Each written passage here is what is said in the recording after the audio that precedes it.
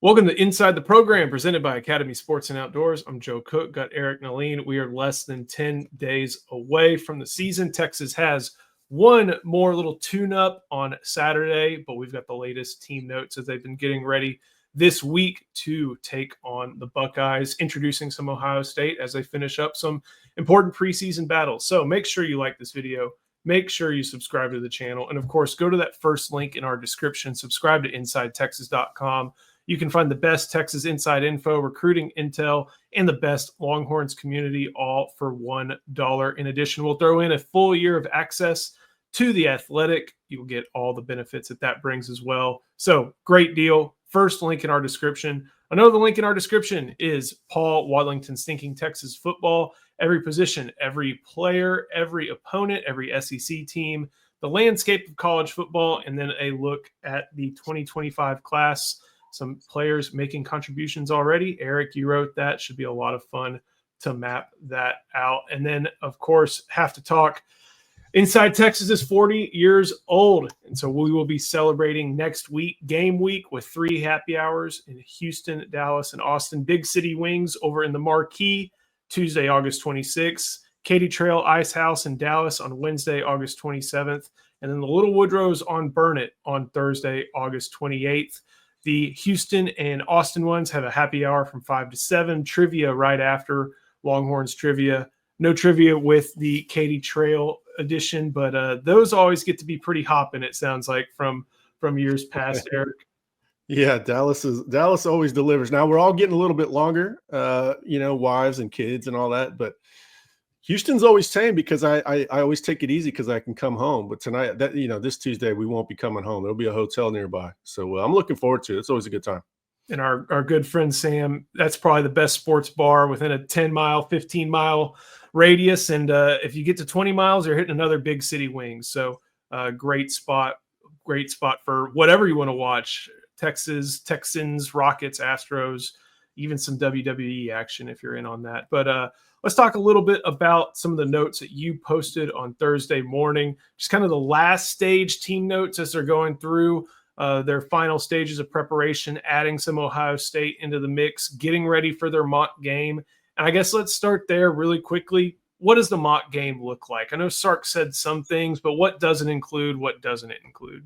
Yeah, it's not nearly as intense or as exciting as a scrimmage. It's basically just them working through their substitution patterns, changing field, changing personnel packages, mimicking a Arch's helmet got popped off, the backup, whoever that is, has to go in, that sort of thing. We might actually find out some depth chart information from it.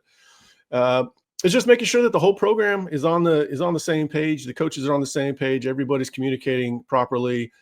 Special teams goes on when they need to, and that sort of thing.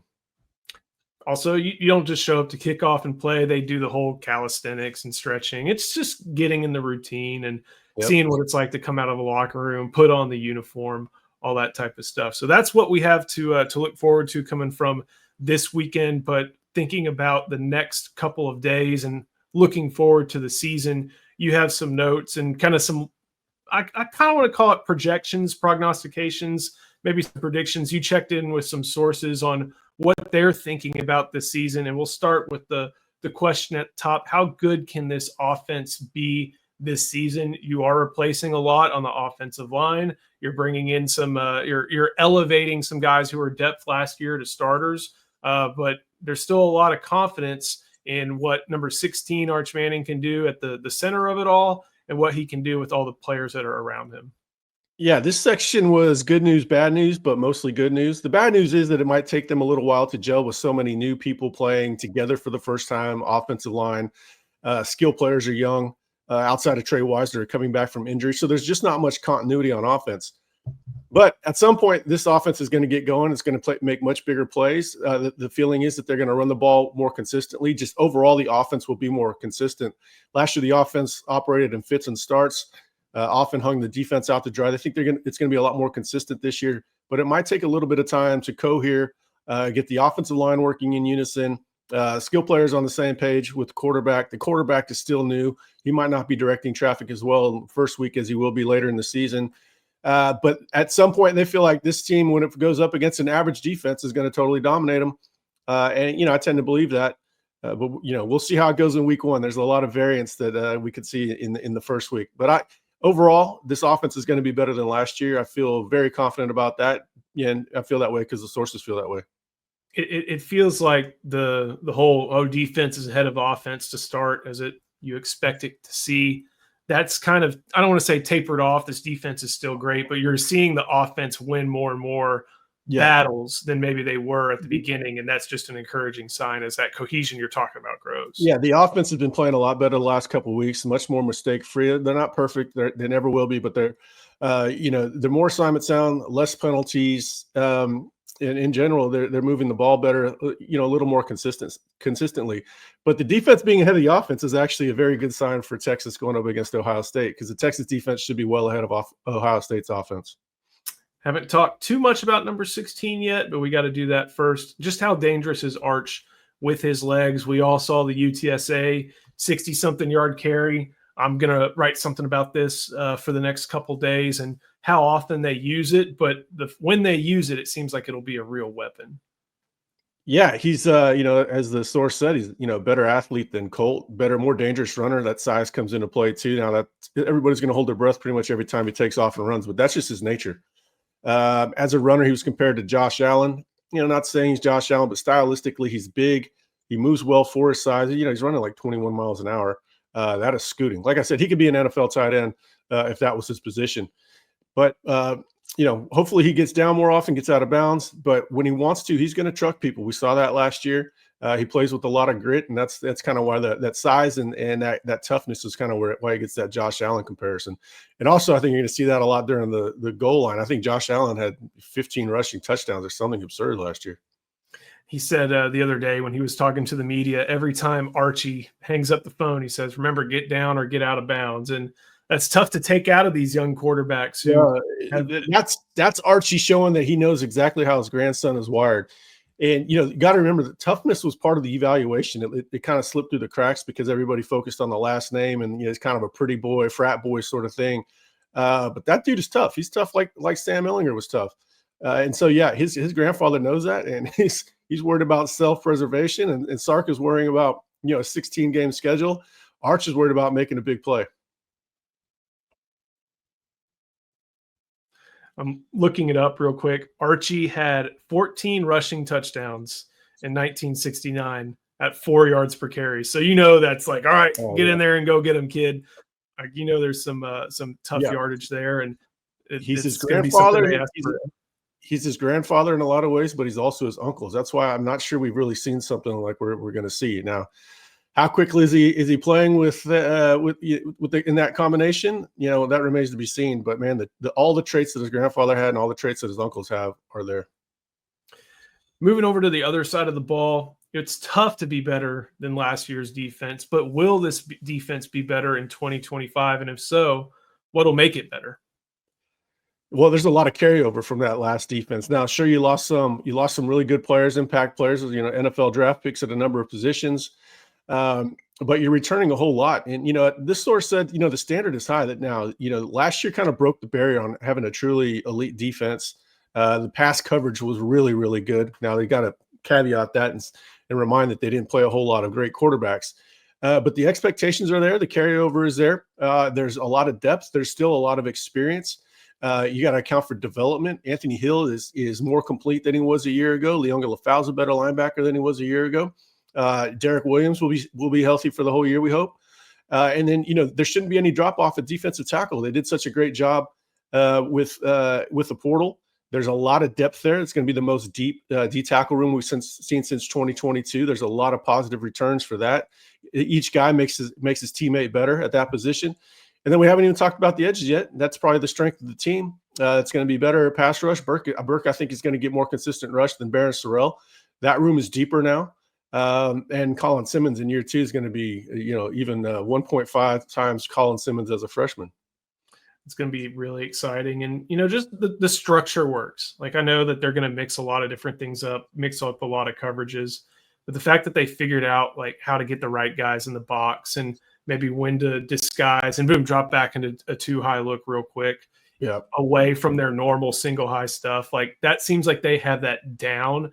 And just knowing where guys are supposed to be is half the battle with these college kids. And then you throw some fantastic athletes there, and it's going to make it just a really solid unit at the minimum all around. Yeah, there's a lot of diversity of what they could do on defense. Ethan Burke is going to play D tackle at times when they're in the NASCAR package. A lot of guys can play multiple positions. And like I said, a lot of depth. Now the depth could avail itself in a negative play here or there. You got guys that are still kind of gaining experience. You might have a mental mistake, but once this defense hits its stride, it's going to be really good. There's a very, very high floor just because the pass rush matched to experience, coverage units, and then of course known linebacker quantities. It's going to be a top 5 defense, but there's a good chance it's going to be better than that. Before we keep going, got to show some love to our sponsor. That is Academy. And Academy has a great combo. Some things just go better together. Burgers and fries, Friday nights and football, and now Academy Sports and Outdoors and Whataburger. For a limited time, exclusive Academy and Whataburger tailgate gear is coming in hot. So fuel your pre- and post-game traditions with fan styles and game day gear that says, I tailgate like I mean it. This exclusive collaboration won't hang around long, so hurry and dig in now at Academy Sports and Outdoors, where fun cannot lose. And I think as soon as we're done with this video, I'm going to go get that. And it's going to be a real challenge to walk by some of that Whataburger stuff to get what I need to get. But I was just there coming back from Houston at a speaking engagement this morning. And the Whataburger stuff was out there. I had to get some gear for these happy hours. I can't be showing up in old threads. Oh, man. Looking at this one, this has been a really important question, I think, and one that I love the answer to as well. What about the loss of second-round pick Andrew Makuba and his ball skills? We saw those ball skills on display in the NFL preseason, making a pick 6, grabbing a fumble, I believe, as well. He, number 4, may not lose the ball skills, even though a different player is wearing that number. Yeah, so if I have a concern about defense, it's that they lost 10 turnovers between Jahdae Barron, leadership as well, but 10 turnovers between Jahdae Barron and Makuba. So I put the question to his source: does Derek Williams have the ball skills that Makuba? I mean, I knew the answer wasn't yes, but I was trying to gauge the drop off, and he said, "No, that's not Williams' game. That's more Jelani McDonald." So then on a scale of 10 to 10, if Makuba's a 10. What's McDonald? He said 8 or 9. So we'll take that. McDonald's going to play a little bit everywhere. I think he's going to play both safety positions. He's going to play some star. I think we're going to talk about star here next. He's going to be an everyman. He's going to have a chance to affect the plays a lot. I've talked about some guys that I think could break out. I mentioned Ethan Burke having a really good year. Jelani's the type that could blow up, become a national name, and actually leave after this season just because of the myriad ways that they're going to use him. He's going to have so many different ways to showcase his overall talent, size, athleticism, coordination, intelligence, that I think the NFL is going to be quite interested in him come January when he has to decide. I'm real excited. And I think that's part of the whole football player mentality that McDonald brings, someone who played quarterback, did everything. Like that's a guy who knows where the football goes in certain situations. And applying Joe, I was, at that speaking engagement, there were 4 former Longhorn players there. And there was one guy that was there. We'll probably have him on the show next week that played under Sark. And he was there when Jelani came in as a freshman. Jelani was originally recruited to play linebacker. He started off in that room. And that's where a lot of people thought his projection was going. His dad played linebacker, but he has that linebacker intelligence and that physicality, but then he's got, sort of cornerback movement skills in a big safety body. So there's just so much good stuff going on. There's a lot of different ways to harness it. The more I think about Jelani, the more I hear about him. There's a chance that guy's gone after this season.